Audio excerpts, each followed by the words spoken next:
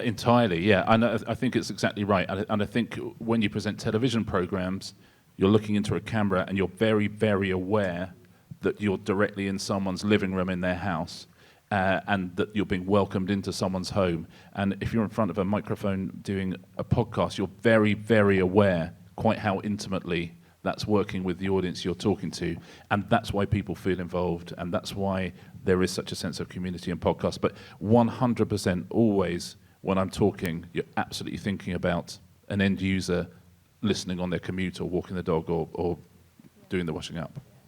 I didn't know this parasympathetic nerve thing. That's I bet cool. it is, though. Yeah. It sounds right, though, doesn't it? Yeah, it feels right, doesn't it? It's probably nonsense, but it feels right, and therefore it's a fact. There we go. Great. You say it on your podcast now. Oh, I say it, yeah, exactly. Yeah. We have a question there. Hi. My question is about what kind of money do podcasts make? For instance, are you guys making more money out of podcasts than your books now? I think everyone is making more money out of everything else except books. I mean, I'll say this. There's quite a few comedians in the UK now who do podcasts. So there's a big podcast in the UK called Off Menu, done by two British comedians called Ed Gamble and James Acaster. And I saw an article recently saying, oh, I bet TV will be all over this now. They can make a TV version of this. And the truth is, they would have absolutely no interest in making a TV version of it because they're making an awful lot more out of a podcast than they would out of a big live, TV run on linear telly. So a big show would not make them half of what they're making on the podcast that they're sitting down in a room and recording with their friends, I would say. So my friend Rory Stewart made the great mistake of giving a figure once to how much he makes, and it's gone right around the internet. So when I started to say how much does I only put R when the rest of the question Rory Stewart make from his podcast came up, and the answer is £70,000 a month. Wow. And that's just him. That's just him. Yeah. And it's growing. We have So time for Willie's making about 150 a month, I think. 2 more questions. Thanks, guys. That was really interesting. Just 2 very serious questions. One, what podcast are you guys listening to at the moment? What's your favourite podcast other than your own? And Richard, do you actually own a One Direction tea towel? I have. Do you know what? I own so much One Direction merch, and then a lot of Zayn Malik merch because he was my favourite member. So I've got a lot of his stuff. I've just started listening. This might interest people at this festival. There's a wonderful podcast called She Done It, which is sort of the history of women crime writers in the UK, from Christie and Allingham and all this Josephine Tay, and it just takes on different bits of golden age fiction, usually with a female skew, but not always. But that sort of thing. And again, where else are you going to get that? A radio channel, a radio station, not radio station's fault. They don't have the money or the time to do that. But there's kind of 100 episodes of it, done by someone in their shed. It's not cost them very much. Presumably they make a bit of money out of it, and it's wonderful to have that archive. So I don't listen to podcasts much. The only one I've ever really listened to Is your own? faithfully. No, I never listened to mine either. The only one I listen to is Tom. The rest is history, which I absolutely love, and I listen to it driving. So when I'm driving, I listen to it, going up and down to Oxford.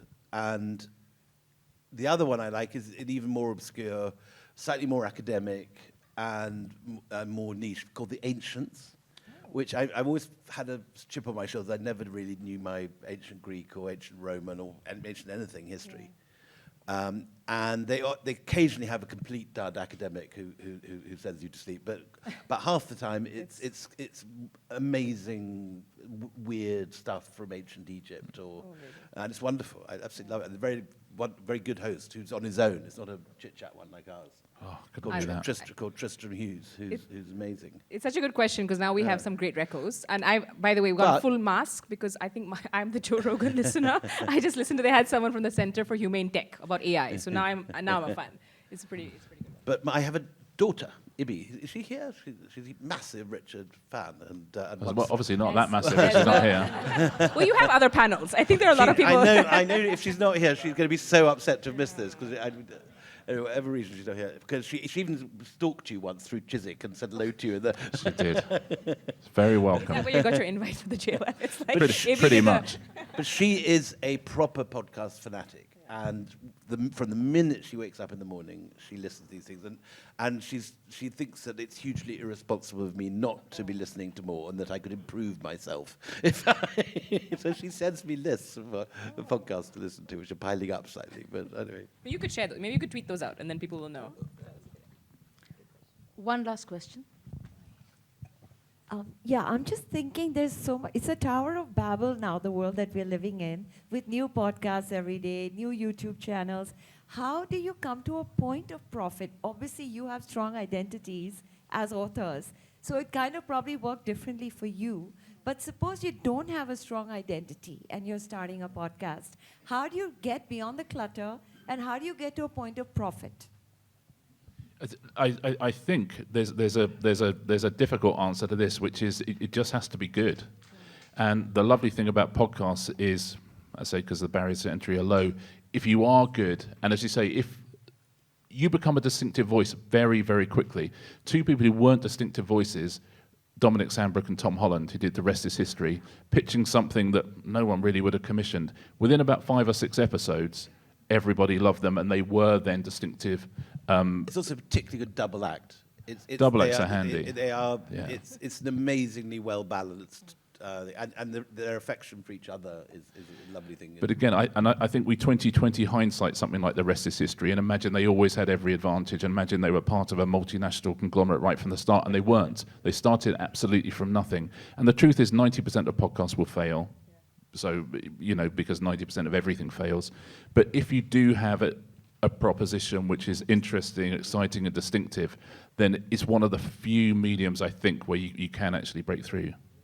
Yes, I think finding your voice. I mean, you see this in digital as well. Go on, Claire. Be authentic. No, I just want to take issue with something that you just said there. She's like this. She does. Sorry, I'm an historian from Australia, and one of the writers here, and I have a podcast. We're about to enter our 6th season. We earn no money from it at all. Produce it on $5,000 a year. It's got a great local audience, very, a community, a tribe. We call it a super podcast. It's not monetized in any way. I wouldn't consider that a failure. So I think I'm just taking issue with your word. Most podcasts will fail. I was only saying in context of the question that was asked, which is how do you? Yeah. What you are considering 100%. your benchmark for success, and what the reason why you're doing it in the first place. If I was aiming to earn £75,000 a month doing it, obviously it's a failure. Am I aiming to make history, epistemology, it's called archive fever, it's about the obsessive love of research.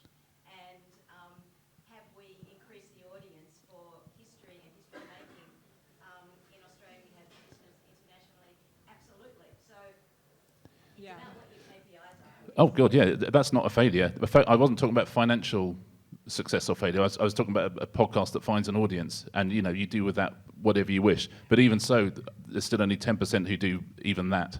So it's I think that's a good point, because I feel between what you both are saying and to your question, like being authentic, I don't think you start the podcast being like, I'm going to be a millionaire. Yeah. You start because you love no a idea subject. anyone's going to listen to any of this. You start and I didn't listen to podcasts. So and you start because you love the subject, right? You start because you can't find this content elsewhere, and that I think, when you're lucky, translates into and your 90% number is fascinating, because I also think a lot of people just give up, right? Because we're like doing it, and we're like, it's too much work beyond a point. Exactly.